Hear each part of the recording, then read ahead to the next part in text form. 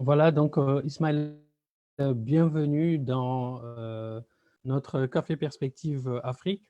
Aujourd'hui, nous avons donc le thème de l'immigration au Sénégal. On a vu depuis quelque temps une certaine montée des nombres d'immigrés en fait au Sénégal. Il y en a eu, je pense, en début novembre 480. Tu me diras si je me trompe. Il y a même eu un jour de deuil national qui a été décrété au Sénégal pour soutenir justement parler justement de ce cas. Mais aujourd'hui, on t'invite parce que tu as écrit récemment un article qui a été publié sur Diastocom pour justement aborder cette question de l'immigration. Quel est aujourd'hui ton constat par rapport à la situation? Qu'est-ce qui fait qu'il y a une augmentation comme ça de l'immigration au Sénégal? Merci beaucoup, Mohamed. Bonsoir et bonsoir aussi aux internautes et à tous ceux qui suivent Perspective Afrique. C'est un honneur pour moi d'être invité aujourd'hui parce que d'habitude, c'est moi qui vous Tout invite à sur fait. mes plateformes. Donc, ça fait un grand plaisir. Donc, concernant votre question sur l'origine ou les causes de l'immigration clandestine, moi, je pense qu'on peut évoquer toujours le coronavirus, la crise sanitaire qui sévit actuellement dans le monde, parce que ce qui fait que cette vague migratoire a repris au Sénégal, c'est parce que tout simplement, il y a des gens qui pensent que tous les jeunes qui sont en Espagne ou en Europe de manière générale seraient morts du coronavirus et que les entreprises européennes auraient besoin de main-d'œuvre. Donc, ils ont pris le risque de prendre les pirogues pour venir en Europe. Ce qui est une des causes de ce phénomène. Après, on peut chercher d'autres causes parce que si ces jeunes-là ont pris ce risque-là en cette période de crise sanitaire, en bravant la mort en empruntant des pirogues pour venir ici en Europe, c'est parce que ce sont des jeunes qui ont perdu l'espoir, qui n'ont plus l'espoir de réussir en Afrique et surtout au Sénégal, qui fait l'objet de notre débat aujourd'hui, parce que ces jeunes n'ont plus d'emploi. Je l'ai dit dans l'article que vous avez évoqué tantôt.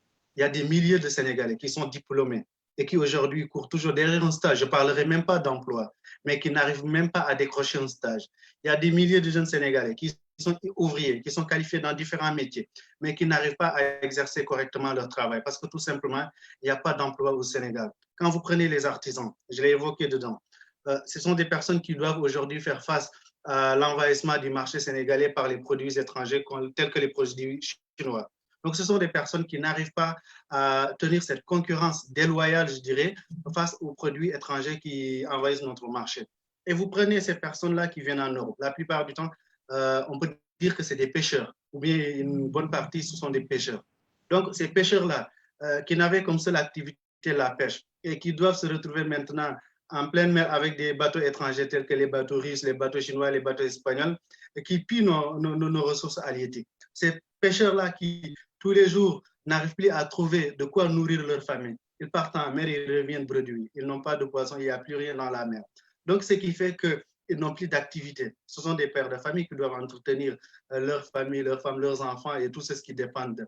Donc, ce désespoir de toutes ces différentes parties de la société font qu'aujourd'hui, les gens pensent que même en restant en Afrique, en restant au Sénégal, ils sont déjà morts parce que quand tu n'arrives pas à s'assurer la dépense quotidienne, c'est parce que tu ne veux absolument rien. Donc, ils se disent déjà que voilà, quand on réussit, c'est parce que quand on réussit ce voyage, voilà, on a cet espoir de revivre.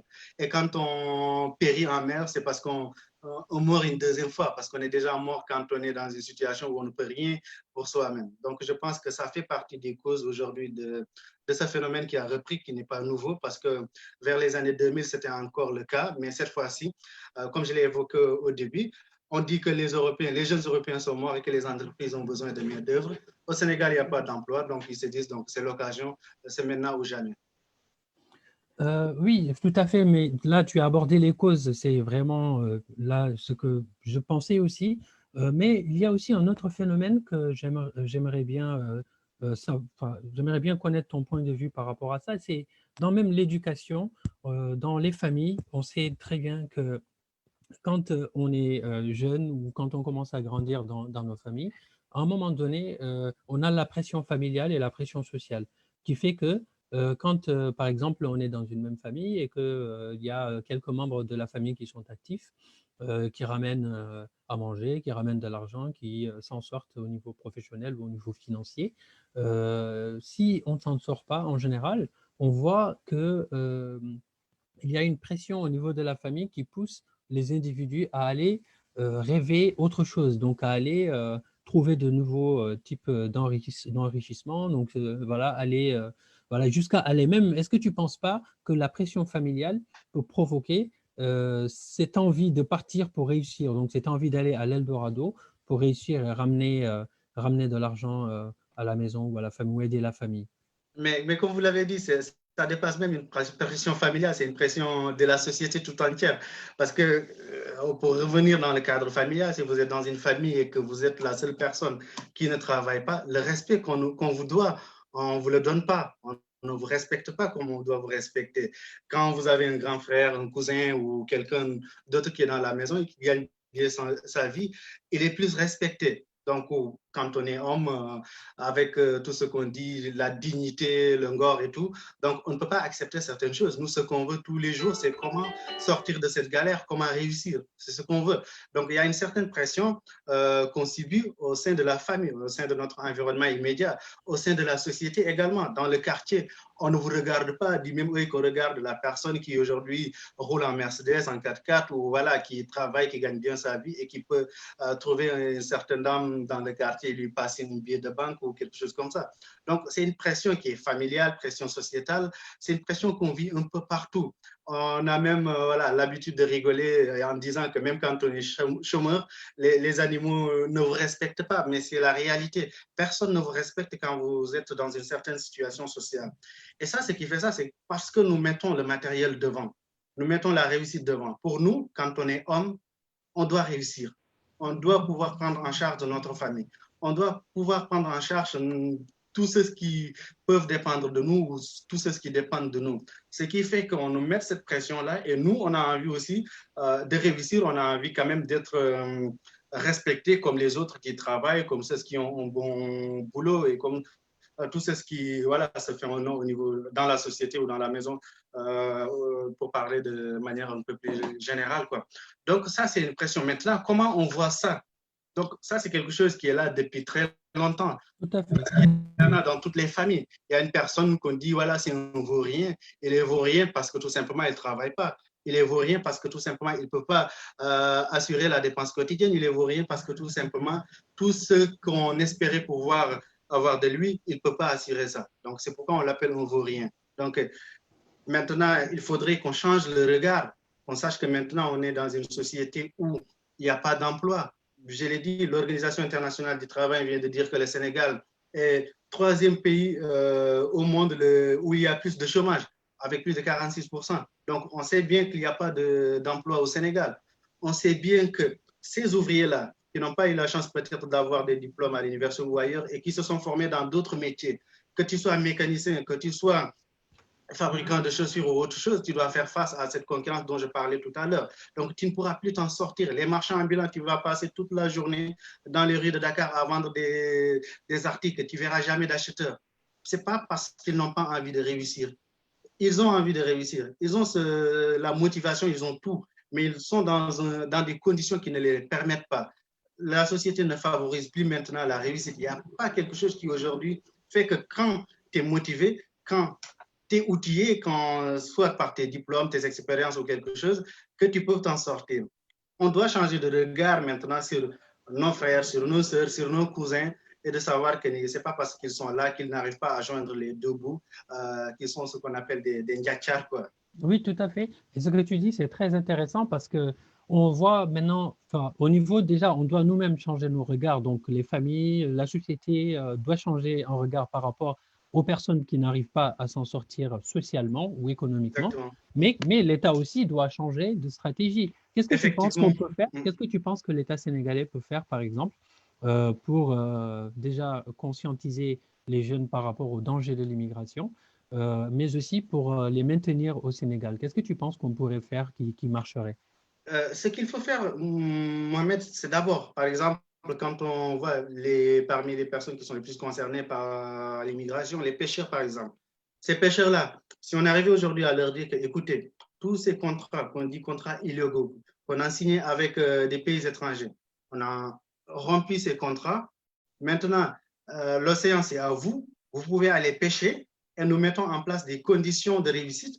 Nous vous accompagnons, que ce soit pour le matériel, les machines pour les pirogues, les gilets de sauvetage et tout ce qui va avec. On vous encadre. On a arrêté ces contrats que nous avons signés avec les bateaux étrangers. Maintenant, vous pouvez aller pêcher tranquillement. Ces personnes-là, un pêcheur qui peut gagner beaucoup d'argent le jour, un seul jour, il ne va pas risquer sa vie pour aller en Espagne. Pas du tout. Donc, ce sont des gestes que l'État doit poser. C'est l'État qui a créé ces conditions-là qui font que les jeunes ne veulent plus aujourd'hui rester au pays. Pour les pêcheurs, s'il fait ça. Pour les jeunes qui veulent maintenant pratiquer, par exemple, l'agriculture, les accompagner en termes de matériel. Aujourd'hui, créer des conditions qui font que si moi, Ismaël Seck, je pratique de l'agriculture, que ce soit saisonnière ou une agriculture moderne, que j'arrive à écouler tous les produits de ma récolte au niveau du marché. Donc, créer toutes ces conditions-là, faire de sorte que les artisans ne vont plus subir l'envahissement des produits du marché par les produits étrangers.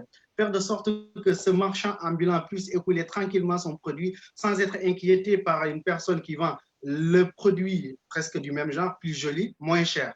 Faire de sorte que la personne qui est en Gaï, qui fabrique ces chaussures-là, puisse vendre correctement ces chaussures-là, puisse avoir le transport qu'il lui faut, pouvoir passer sur des routes très praticables pour venir à Dakar écouler ses marchandises, ou faire de sorte même qu'un Gaï soit un pôle artisanal, où même les étrangers partiraient pour s'approvisionner peut-être en produits artistiques, en chaussures ou autre chose.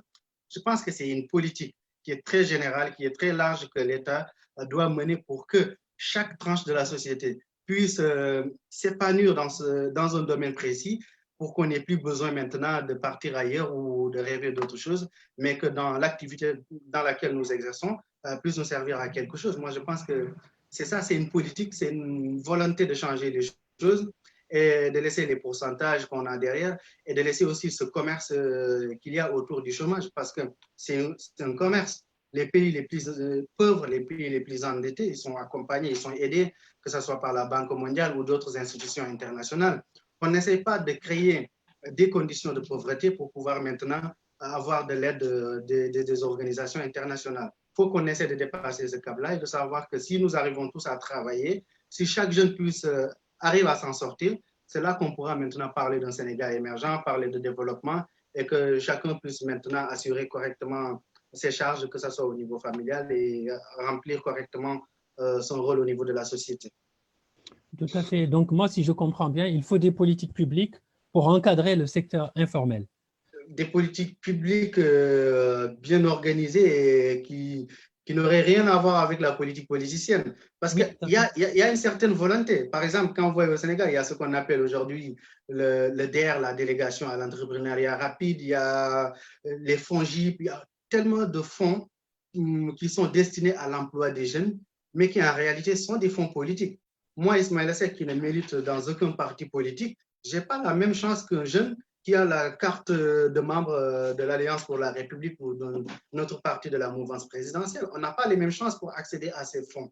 Et quand on parle de délégation à l'entrepreneuriat rapide, vous pensez que Mohamed là, l'entrepreneuriat peut être quelque chose de très rapide, on pense ça aujourd'hui, on crée un projet et on commence à récolter des fonds. Non, c'est tout un processus. C'est ce qui s'y connaissent, ça vient de quoi je parle. C'est tout un processus. Et quand vous dégagez des fonds et vous dites que voilà, on a dégagé des fonds pour l'entrepreneuriat et dans 2 semaines ou dans 1 semaine, on va financer des jeunes, c'est parce que tout simplement, on est en train de cibler, on est en train de recueillir de nouveaux membres, on est en train de, voilà, de créer, de recueillir de nouveaux militants pour les donner de l'argent, après qui, eux, n'ont pas de projet réel, qui vont se retrouver avec de l'argent pour par ensuite commencer à penser comment utiliser cet argent, ce qui va donner à rien du tout.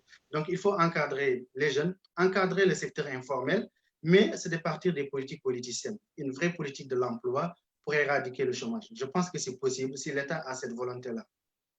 Très bien. Donc, on arrive à la fin de l'émission. Merci en tout cas d'avoir libéré du temps pour ça. Je vais te laisser du coup en fait conclure pour nous dire, tu as apporté des solutions, tu as proposé des solutions, tu as déjà mis le doigt sur les causes en fait de tout ça. On sait que la base, c'est la pauvreté, mais aussi c'est le regard social sur des personnes qui ne sont pas sorties socialement, donc ni économiquement. Maintenant, En toi qui es jeune et qui vit qui est dans la diaspora, quand tu vois des jeunes comme toi qui ont envie de venir en Europe, et qu'est-ce que tu dirais à un jeune qui a envie de venir par tout moyen en Europe? Qu'est-ce que tu lui dirais de là où tu es, donc en tant que jeune Sénégalais de la diaspora? Moi, je pense qu'il nous faudrait un discours de vérité, Mohamed. Il faudrait qu'on n'ait pas honte de dire ce que nous vivons ici. Par exemple, en cette période de crise, il y a combien de gens qui aujourd'hui ne travaillent plus? Prenez les étudiants, par exemple. Ils ont presque tous perdu leur emploi parce qu'ils travaillaient dans des bars, dans des restaurants. Ceux qui avaient des CDD, leur contrat est arrivé à terme et n'ont pas été renouvelés. Il y a d'autres personnes qui travaillaient dans d'autres secteurs et qui aujourd'hui, la crise a fait que ils ont été obligés de partir au chômage technique ou partiel. D'autres sont tout simplement été licenciés parce que leur boîte n'arrive plus à supporter les rigueurs de la crise. Donc, nous vivons une situation très difficile. Il y en a qui aujourd'hui n'arrivent pas à payer leur loyer. Il y en a qui aujourd'hui ne peuvent plus manger 3 fois dans la journée. Il ne faut pas qu'on ait honte de dire ce que nous vivons. Parce que le fait de vouloir masquer la vérité, et voilà, de bien nous habiller, voilà, de nous prendre en photo à côté d'une voiture qui ne nous appartient même pas, c'est ce qui donne envie aux autres de venir. Et je l'ai dit tantôt, peut-être que je n'ai pas été jusqu'au bout de ma réflexion. Quand il y a eu la crise, qu'est-ce que les gens disaient qui sont ici? En Italie, on commence à donner maintenant les papiers aux personnes qui sont en situation irrégulière. Ce qui sous-entend que si tu débarques aujourd'hui même et que tu es en situation irrégulière, on va te donner les papiers parce que tout simplement, il n'y a plus de jeunes dans les entreprises et que voilà, il y a un manque de main-d'œuvre. Ce qui est un discours qui est absolument faux. Donc, il faut qu'on change de discours. Il faut qu'on n'ait pas honte de dire la vérité, qu'on dise ce qui se passe ici.